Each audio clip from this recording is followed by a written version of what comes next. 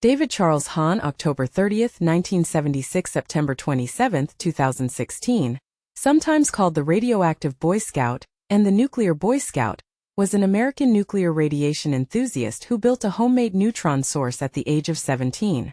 A scout in the Boy Scouts of America, Hahn conducted his experiments in secret in a backyard shed at his mother's house in Commerce Township, Michigan. Hahn's goal was to build and demonstrate a homemade breeder reactor. While he never managed to build a reactor, in August 1994, Hahn's progress attracted the attention of local police when they found concerning material in his vehicle during a stop for a separate matter. When Hahn warned them that the material was radioactive, the police contacted federal authorities, worried that he may have an atomic bomb. His mother's property was cleaned up by the Environmental Protection Agency, EPA. 10 months later, as a Superfund cleanup site, Hahn attained Eagle Scout rank shortly after his lab was dismantled. While the incident was not widely publicized initially, it became better known following a 1998 Harper's Magazine article by journalist Ken Silverstein. Hahn was also the subject of Silverstein's 2004 book The Radioactive Boy Scout. As an adult, Hahn served in the United States Navy and United States Marine Corps. He was subsequently treated for mental illness, and his death at age 39 was related to drug and alcohol use. Hahn was born on October 30, 1976, in Royal Oak, Michigan. His father, Ken Hahn, was a mechanical engineer. His mother, Patty Hahn, suffered from alcoholism and was diagnosed with depression and schizophrenia, and sent to a mental hospital when David was 4. His parents divorced when he was 9, and his father gained custody. He had a stepmother, Kathy Missig, and a stepsister, Christina, after his father remarried. David's step-grandfather, John Sims, gave him the Golden Book of Chemistry Experiments and encouraged his experiments in chemistry and science. David mowed other people's lawns to help fund his experiments. With one experiment, he created chloroform, and as the book encouraged him to sniff the chemical, he did so and was passed out for more than an hour, according to his recollection. David also loved to build fireworks and model rockets, which he altered with his own designs. As the experiments at home were becoming a problem and increasingly dangerous, David was encouraged by his father to join the Boy Scouts to provide discipline and distraction from his scientific endeavors. Hahn was fascinated by chemistry and spent years conducting amateur chemistry experiments, which sometimes caused small explosions and other mishaps. He was inspired in part by reading the Golden Book of Chemistry Experiments and tried to collect samples of every element in the periodic table, including the radioactive ones. He later received a merit badge in atomic energy and became fascinated with the idea of creating a breeder reactor in his home. Hahn diligently amassed radioactive material by collecting small amounts from household products, such as americium from smoke detectors, thorium from camping lantern mantles, radium from old clocks he had obtained from an antique store, and tritium from gun sights. His reactor was a bored-out block of lead, and he used lithium from $1,000 worth of purchased batteries to purify the thorium ash using a Bunsen burner. Hahn ultimately hoped to create a breeder reactor, using low-level isotopes to transform samples of thorium and uranium into fissile isotopes. His homemade neutron source was often incorrectly referred to as a nuclear reactor, but it did emit measurable levels of radiation, likely exceeding 1,000 times normal background radiation.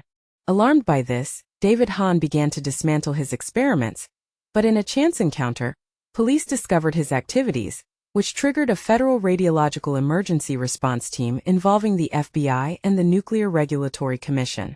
On June 26, 1995, the EPA, having designated Hahn's mother's property a Superfund hazardous materials cleanup site, dismantled the shed and placed its contents in steel barrels, which were later buried as low-level radioactive waste in Utah.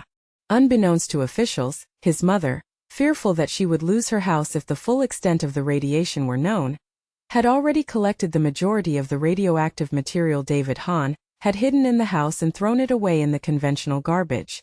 Hahn refused medical evaluation for radiation exposure.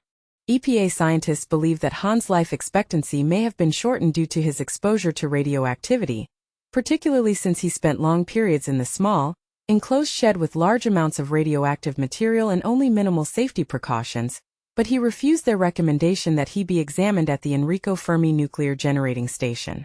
This was also probably from a fear they would use the results of such an examination to further his trouble. Hahn became depressed after the scandal, a problem exacerbated by the breakup with his then-girlfriend and the suicide of his mother in early 1996 while he did graduate from high school.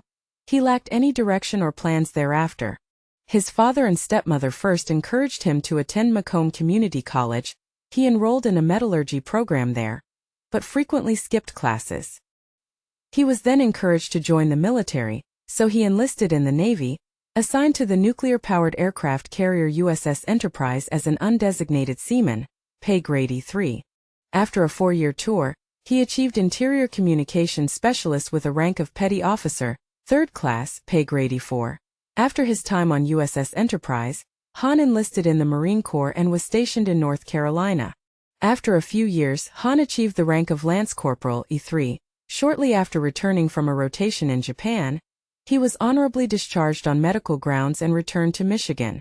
On April 23, 2007, the FBI received a lead regarding Hahn's alleged possession of a second neutron source in his freezer contacted via telephone. Hahn insisted that he was not in possession of radioactive material. The FBI decided no imminent terrorist threat was present, but decided to attempt a personal interview.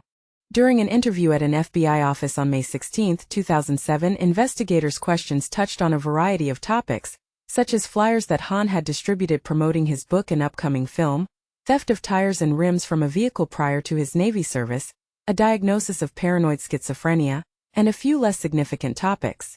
FBI agents then interviewed an individual, whose identity was not released, who stated that Hahn was using cocaine heavily, was not taking his prescribed medication, was paranoid about people who he claimed had the ability to shock his genitals with their minds, and had possibly been visited by prostitutes.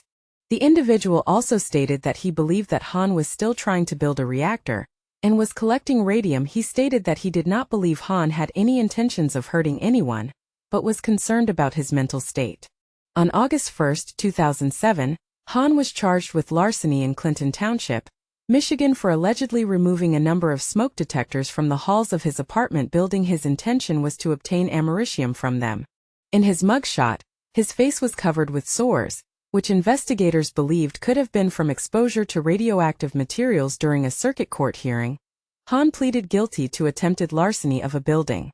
The court's online docket said prosecutors recommended that he be sentenced to time served and enter an inpatient treatment facility.